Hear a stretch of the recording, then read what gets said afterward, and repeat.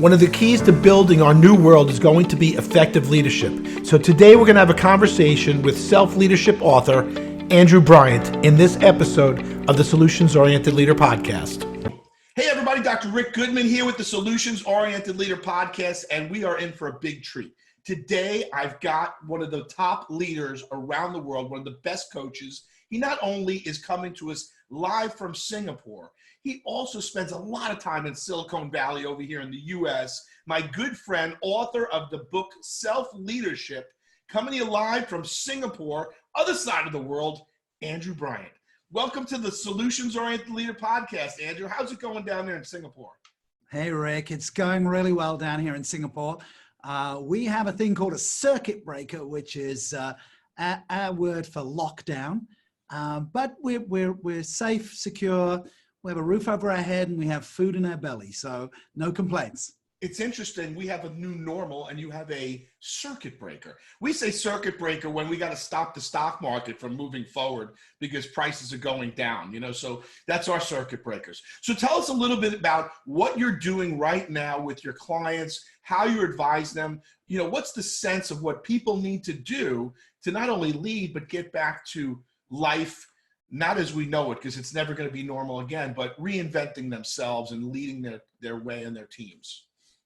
Well, I always go back to the fundamentals. I've been teaching, researching self-leadership for over 20 years. And self-leadership is the practice of intentionally influencing your thinking, feeling, and actions towards your objectives. So it puts you at the locus of control. And, the last of all human freedoms is the ability to choose our attitude. That goes back to Dr. Viktor Frankl. So right now we have an opportunity to choose our attitude when we have a lack of choice about the environment. The environment is happening to us, but we get to choose our attitude. And the things that I'm talking to my people about, and when I say my people, the people I'm coaching, the leadership teams I'm working with, is that you need to get through accept to adjust so that you can advance. Right? When something like this happens, we feel a sense of grief because the goals that we had set, the activities that we expected to do went away. So we feel that sense of loss. So we're going to get angry, frustrated, irritated, all of the above. The sooner we can accept that, the sooner we can adjust, the sooner we can advance. And so looking at those adjustments is what I've been doing with the leaders and the leadership teams I'm working with. And what type of adjustments have people been having to make? Well, of course, everybody that I'm working with are working from home. And I've been communicating from home. This is my home office since 2017, as well as the extensive travel. I'm able to coach people around the world using things like this technology, video conferencing. Well, a lot of people, that's a new thing. And what I like about the challenge is that it actually is a level playing field. Once upon a time, if you were in head office, you actually had proximity bias. And if you were you were working somewhere in a satellite city or a satellite country, it was harder to connect with senior leadership. Now it's a level playing field. So everybody is operating this way. Everybody has to learn how to connect and how to be accountable and how to influence through a virtual environment. And so a lot of the work is, okay, this is the new normal, as you said. How do we both lead ourselves, lead our teams, and be productive when we're operating in a new environment? It's really interesting because I never have heard it said yet that it's now a level playing field. And it really is a level playing field because those of us who are on top of technology and a lot of our friends in the business, we really we're always looking at the next new thing on the cutting edge. And we were using it ourselves, not so much as teaching others to use that technology because, we were putting it out there. And now the playing field is level. I know for a long time, we've been talking about how we're all our own TV stations. We're all our own, media companies, which is kind of true. But the reality was nobody else was paying attention because there wasn't the need or they didn't really have to do it. But now it's a survival type of thing. It is. And I've been coaching CEOs and senior leaders to have executive presence, to project to the media as well as their own teams. And those that have embraced that were ready for this. Those that have avoided it and said, well, I don't have to do that, are now looking a little awkward on a video screen. I remember my first few videos back in 2016, 2017, they were horrible. Hopefully I've improved a bit now. But we're also seeing some of our colleagues who have, rejected technology suddenly going on Facebook Live.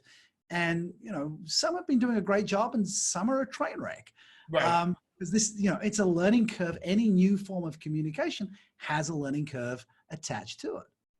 It's interesting. We had a speakers meeting yesterday, Florida Speakers Association, and Caroline de Posada actually put on a program on doing virtual presentations. And, she had the green screen up and she was using actually the virtual green screen from Zoom and was disappearing a little bit with the hands, like you had said, where the hands were kind of, where are they? Now you see them, now you don't. So, and also figuring out how to communicate with audiences, because now meetings are really happening virtually. People are forced to do it. So it's a whole different type of interaction that you have to have, because you can't always see them reacting to you. Yeah, well, with video you can, and I think you have to pay attention. You've always had to pay attention to your audience. Now your audience might be in gallery view. But going back to the core principles of leadership, which I know that you reference in your book, Solutions Oriented Leader, there is transactional and there is transformational. And the danger with going virtual like this is, okay, we're on a meeting, we have to get to the objective as quickly as possible, and we're forgetting sometimes to be transformational. Before we press record, you and I caught up for a few moments. And I think any leader, manager, supervisor needs to spend, a few minutes before the call really gets in. How are you doing? What's happening? How are you managing? What's happening for your family? Is everything okay? Because normally we would have those catch-ups around the water cooler and the coffee station. Now we need to do it. And they are as important as the transactional stuff. And some of the best teams that I'm working with are actually having virtual happy hours, virtual quiz nights, virtual catch-ups, as well as the transactional let's get productive stuff. I think we have to remember that we are human beings and we need that sense of connection. So give us 3 things that people can do right now to lead more effectively and connect with their teams during this pandemic until the circuit breakers go off again.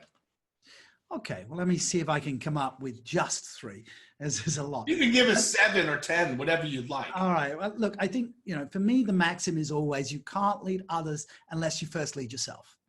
And in leading yourself, you have to be kind to yourself. I mean, everybody's feeling that anger and frustration, et cetera, et cetera, et cetera. And so acknowledging that, but not allowing it to overwhelm you. Because, as coaches and leaders, right, it's okay to be vulnerable and say, hey, I'm struggling too, but you can't go to pieces in front of your people. If you're sitting on the airplane and the oxygen mask dropped from the ceiling, you do not want to hear the captain having a meltdown. You want the captain to say, okay, fasten your seatbelts. We've got this under control. It's a problem, but we're going to solve it. Right. So, leadership still has that. You can say, look, hey, this took me by surprise. I'm struggling too, but here's 3 things to do, right? So firstly, lead yourself and realize that people are looking to you for that leadership. So that's step 1. Step 2 is to acknowledge that your people are going to be a bit more fragile than usual. The triggers are going to be a little bit more sensitive.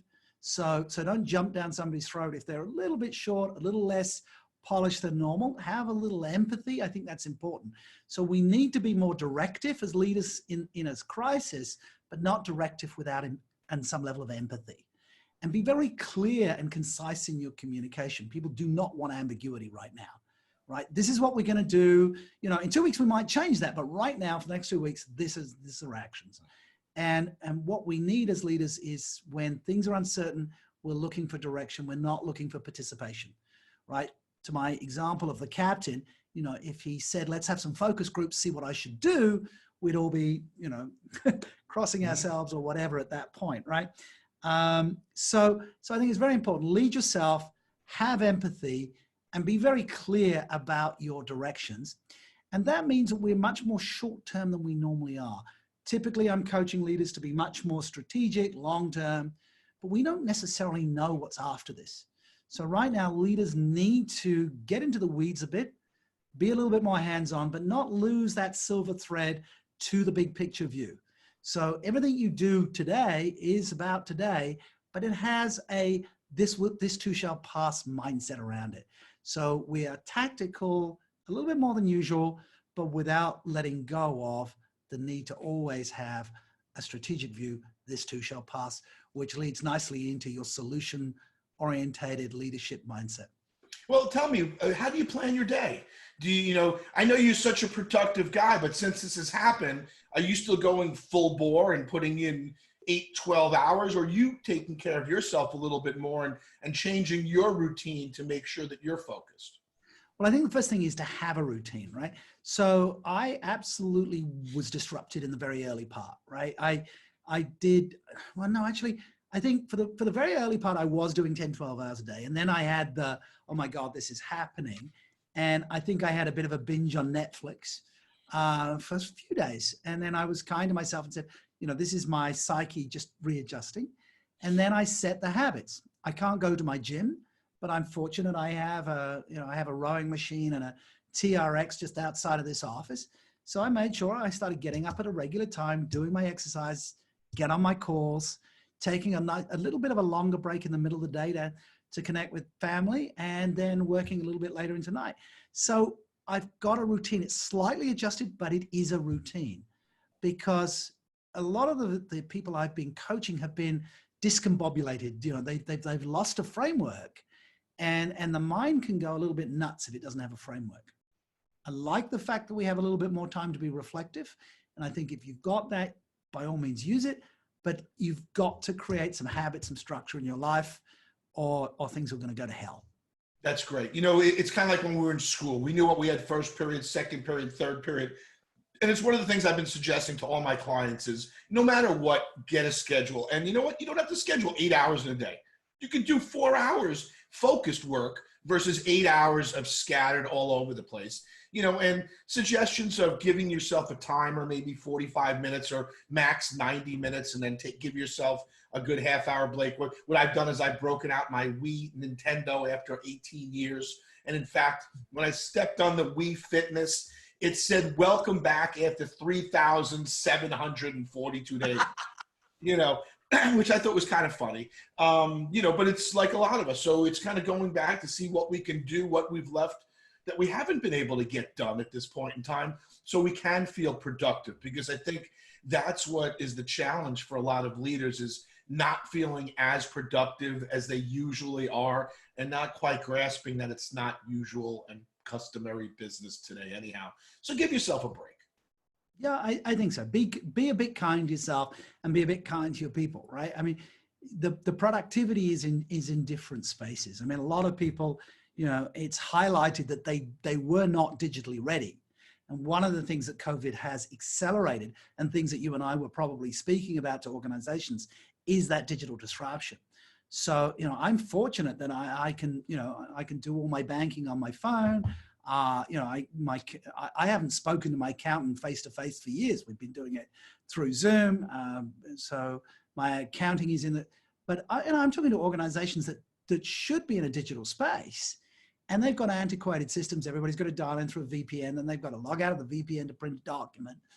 So, I think there's a checklist in terms of some things that are going to need to be fixed as soon as we can get back to the office. Right. And people should also know it's not just them, because I was on a meeting yesterday, and the speaker had a meeting with Microsoft, and Microsoft decided to use Microsoft Teams, of course, and Microsoft Teams failed in the middle of the meeting for Microsoft. So people are going to have technology problems even when they design their own stuff.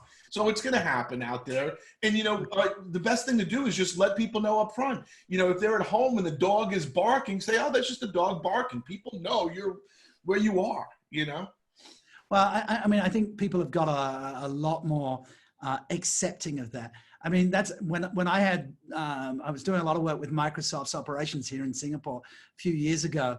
And the hashtag irony was the Wi-Fi didn't work in the Microsoft office. So hopefully they're going to, I quite like Teams, but I'm sure it's going to get improved. Mm-hmm. We're talking through Zoom.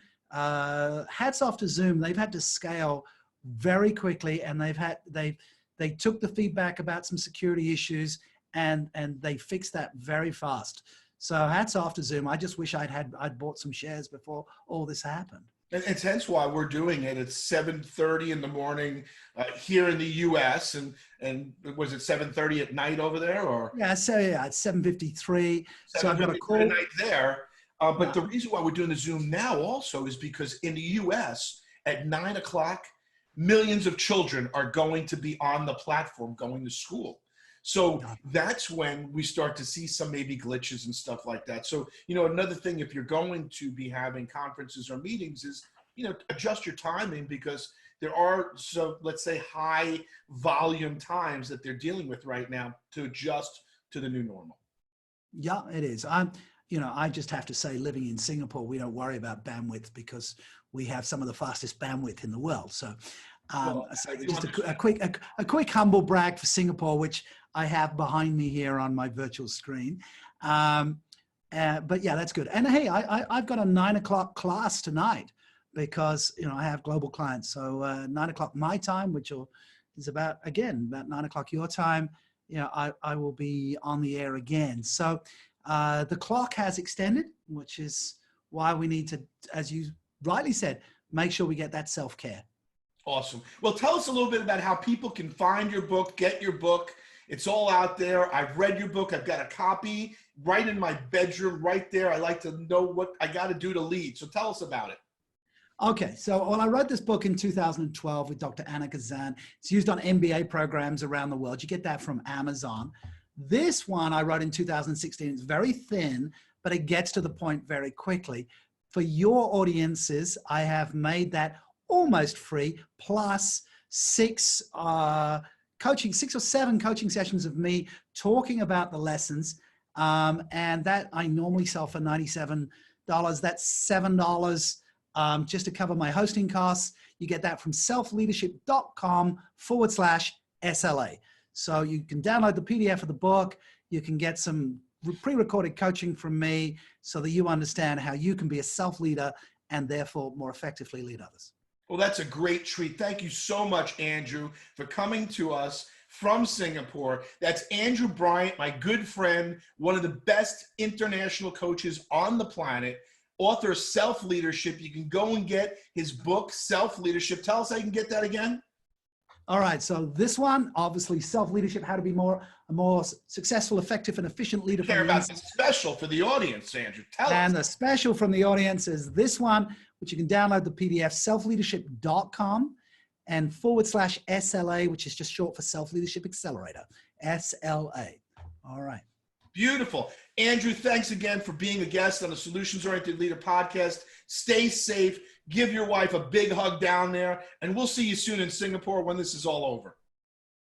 See you, Rick. Take care. Perfection. To learn more about solutions-oriented leadership, please visit our website at rickgoodman.com, or feel free to email me at info@rickgoodman.com, and please subscribe to the Solutions-Oriented Leader on iTunes or your favorite podcast app to get your weekly episodes automatically.